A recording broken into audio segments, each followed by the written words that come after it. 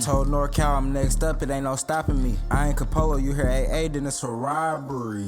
Alright, y'all, welcome back to the show. We got another special guest right here real quick. You want to introduce yourself to the people?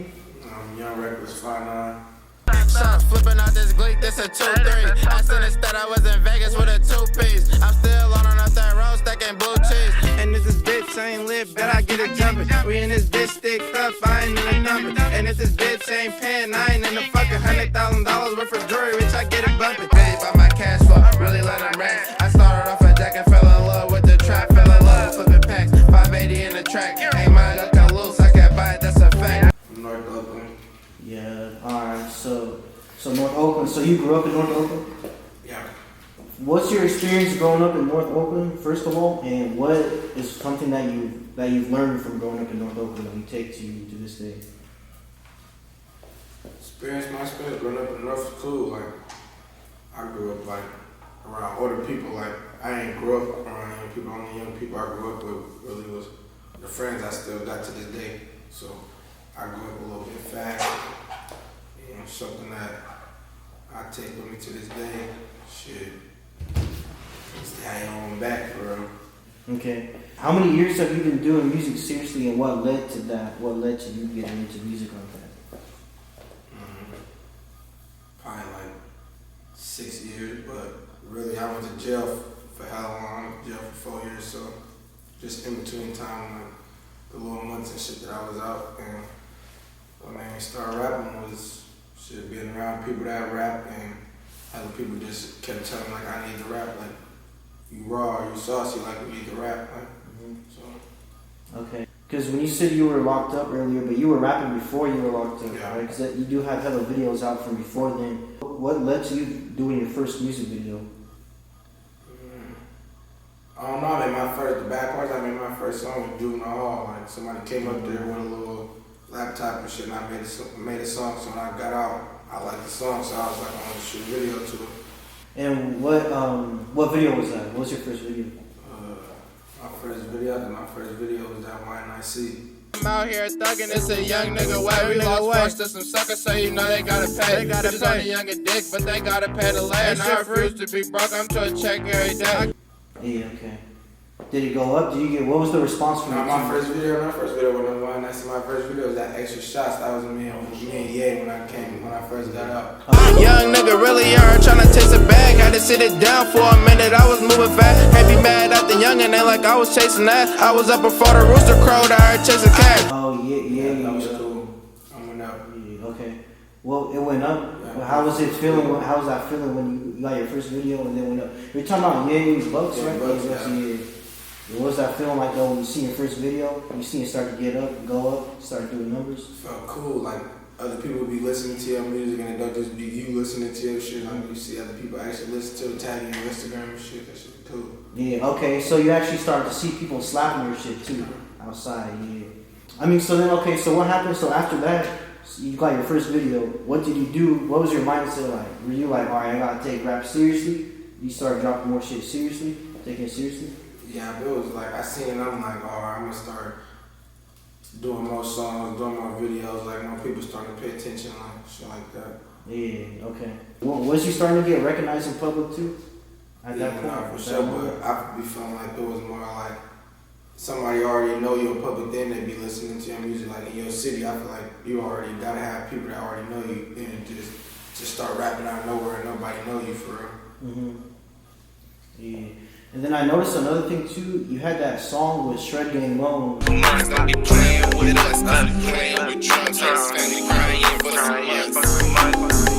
the north, yeah, we posted, it's just me and Mon. I send that cookie out to the D, he gon' get it gone. Back in the day. Well, how'd you build that relationship? How'd you meet Shred Gang Loan from Detroit? That's a whole other state. Yeah, he came out here, they came out here and was fucking with Do That, so yeah. All niggas from Detroit, they came out here and fucking with Do That shit, so they was coming to the north when we started clicking and I was talking to him and shit, so we ended up doing that. Okay. What about Do That? What's your relationship with Do That? I mean, Do That cool, that's my dog, for real. I met Do That through my best friend email that passed away.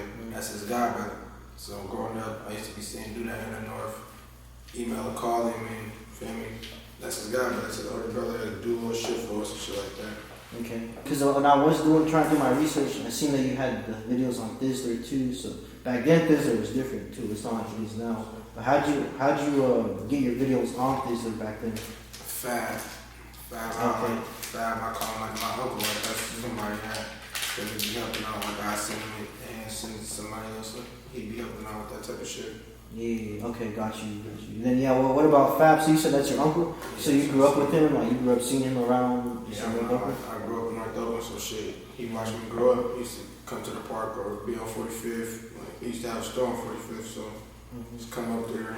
He used to watch me play basketball, come see me. Like, he used to come to the juvenile hall when I was up there and shit like that. Oh, really? Yeah, he would visit.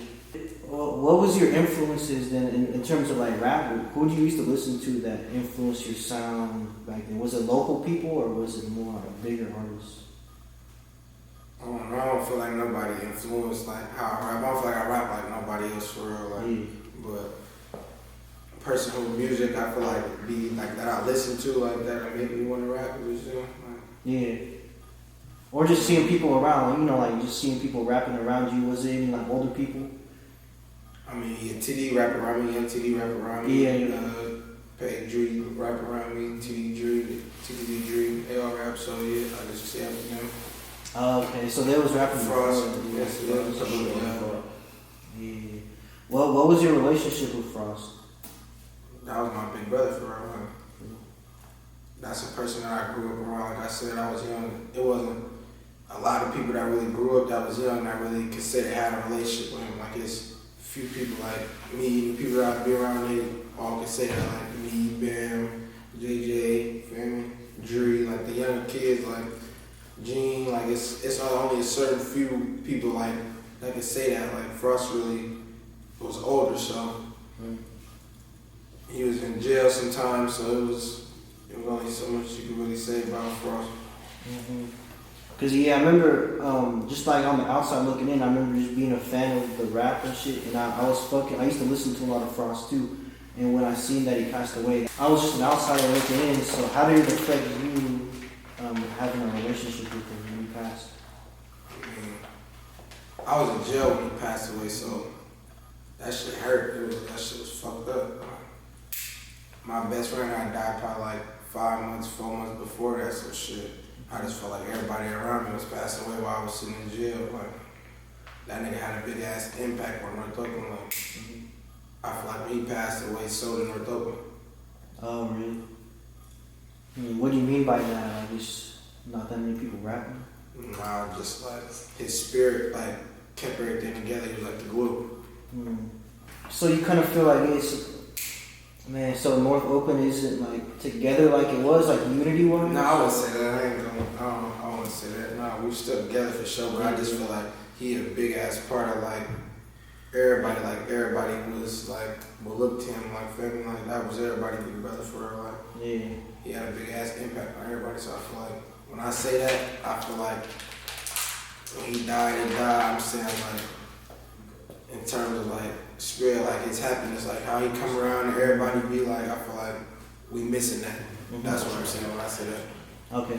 Because I will say, one thing I noticed also as an outsider, one thing I noticed about North Oakland, just like seeing all the rappers going crazy, when I would do like the North Oakland post, it was everyone was fucking with it. Like it seemed like everyone in North Oakland just fucks with each other compared to like the West and the East and shit. Like, the North is the only spot that like, everyone just fucks with each other. Yeah, you say that's true? Yeah, no, for sure. Why do you think that is? Is it just like family? People just live together? Yeah, North Oakland small. There was only so many blocks in North Oakland, so everything like everybody grew up knowing each other. Like I said, shit, Frost was a big piece of that too. Like telling people were fab, like it's telling people that be the glue to connecting all these people. Yeah, other people be having their little shit going on. Everybody got shit going on, but it's main people that keep the peace between everybody. Yeah. Okay. So you were going crazy with the rap shit. And then you went down in like 2018, or was that 2017? Or was that 2019? I went down in 2017 for 2 years and got out in 2019. And then I went back down in 2019 and just got out in 2020. Right before COVID and shit? Yeah. Okay. Can you speak on why you went down in 2019? It was good. You don't have to be. I was focused. I was trying to get some money. I feel that. But I really want to know, like, while you were down, were you still rapping and shit? Were you like practicing rapping while you were down? Yeah, I was writing. I was writing when I was in jail. Like, it's some songs that I wrote. Like, since I've been out, and I recorded them, I feel like it was some of my best like songs that I wrote. Cause Oh, for real? it'd be different when you writing in jail. Like, you be going through hella shit, so you be having more shit to write about. But then again, you don't, cause it's like,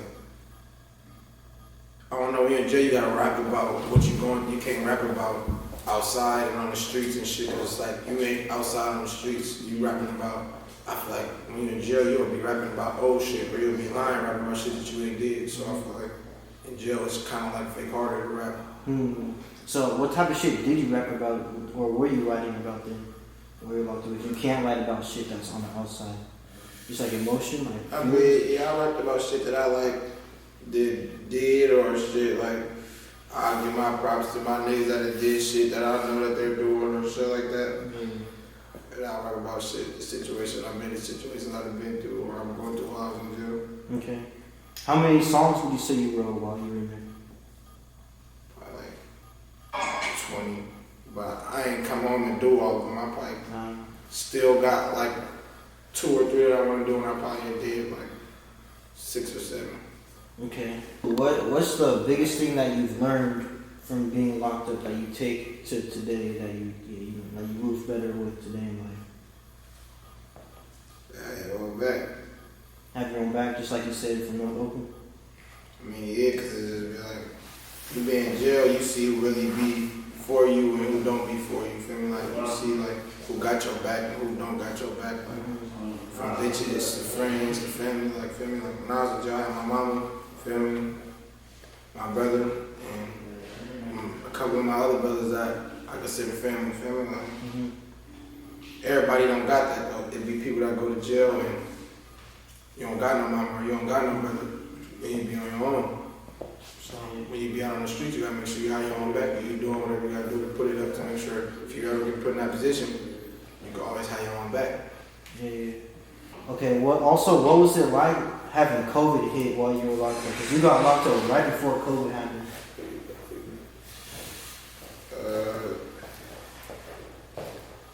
COVID saved me, bro. COVID helped.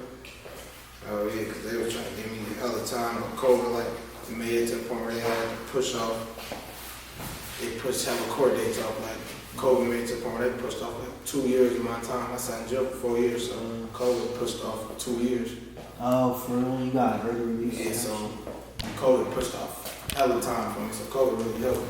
It was irritating while I was sitting there because like, damn, bro, I want to go to court and find out what's going on, but once I really sat back and thought about it, COVID really helped hella much because if they wouldn't have the COVID, what happened for me wouldn't happen for me. Yeah. Well, was it hella main though? Just like people getting sick around you? Was it hella people getting sick around you? I mean, they did a little cool job about that shit. They came in there, was doing the temperatures, made everybody was wearing masks and shit. Like, somebody got sick, they were quarantining that pod. Like, they wasn't doing too much movement around that time, so they think it was cool. I ain't even get sick throughout the whole time of that. There was people around me getting sick, but I probably felt like it, but I never got, positive COVID tested from where I was sick. Okay. Man, so when did you get out? Was it like this year? Yeah, this year? Yeah, it was beginning of May. Beginning of May? Okay.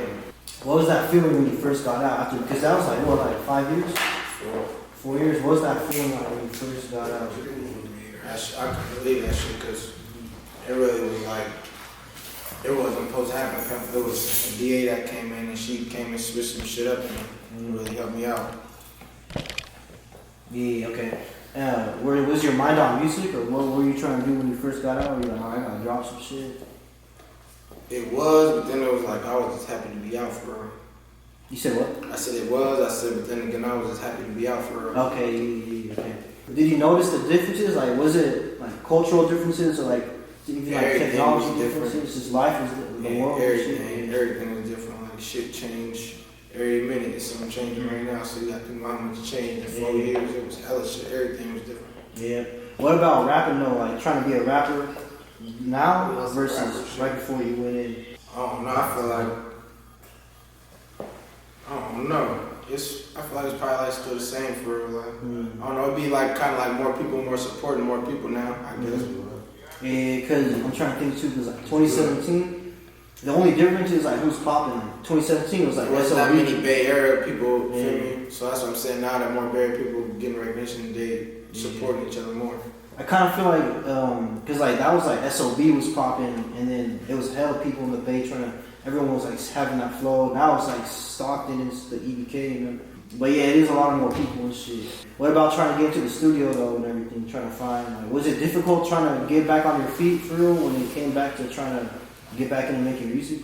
No, hell no, cause shit. The moment the same day I got out, I went to the studio. TD was in the studio, Drew, they was on the studio. They go to the studio, shit, every other day, so it really wasn't nothing to get back to the studio. Okay, so you had them, you started recording. Shit, once I got back to shit, then I started being able to make my own studio sessions and shit. Yeah. Okay. What was the biggest challenge that you faced though, trying to rap again on the outside? Just like changing how you rap, cause like everybody don't rap the same. Like you wouldn't rap the same how you rap in 2017, how you rap now. Like people change their flow. Like people like hearing different shit. Like the flow that people like hearing now is not the same flow that people like hearing in. So like you gotta really like basically like adapt to how people want to hear you rap. It really don't be about how you want to rap. It's about how other people want to hear you rap. Really for real. That's true. Yeah, I feel that. Shit has evolved. Man, so what's up with Do That? Are you about to get on the song with him now? Like, I don't think y'all got on the song yet. Wait, that's also yeah, I gotta call Do That and get Do That. Yeah, we need that. But alright, and then what about your rap name too? Where does that come from? Shit. Just growing up young, doing shit that I ain't no business. Like, growing up reckless, like kind of like stick, like people just like. That nigga, that young reckless nigga, like that nigga reckless, like. So I just took it and ran with it for real. Okay. Just being a rap artist that's coming out of Oakland, do you deal with issues with other like that? Is there like a stigma you would say, or like we're trying to work with other artists or just move around as an artist, trying to book shows, perform shows? Do you run into difficulties? Like people. I ain't did no shows or nothing yet, but like what you mean, like trying to like do music and shit with other people, or like people be tripping off who you be doing music with. Yeah, type shit. People be trying to say like, oh, you fuck with so and so. Yeah, I mean, I really don't give a fuck about that type of shit. Like, so it's saying if somebody like I don't partake like or don't kind of mix with, if it's about some money, I'm gonna do it, but not just on some like, oh, I don't fuck with them and he going up and I'm gonna go do some music with him. I'm not gonna do that. But if it's about some money, like, yeah, but. Okay. Alright. What is one thing too that if you can go back and tell your younger self when you was like, say like 18, what would you tell your younger self? To focus on myself, I feel like before I went to jail or still, like I'd be like lending out more than I'd be getting, like, family. Like, so I would tell myself to focus on myself, like I was doing more for others than I feel like I was getting in return. Okay. What you got coming too? Let the people know what's next for Young Reckless. Anything coming in big? No, I got a lot coming. I ain't gonna lie, I got a bunch of videos and we usually got for the drop. I got an album with Dre. I'm finna drop me and Dre. Gonna drop an EP. With who? With Dre. Oh yeah. Okay. Yeah, we're gonna drop an EP. I got some videos. I'm finna drop. North Cal drop my next video. Yeah. Do that. I get my platforms getting all out and shit. I gotta get all that shit back in order. Yeah. Alright, man. Any last words? Any closing thoughts before we wrap it up? Let the people know where to find you. Yeah, I'm YoungReckless59 on Instagram. You go on YouTube. My music on there. Shit.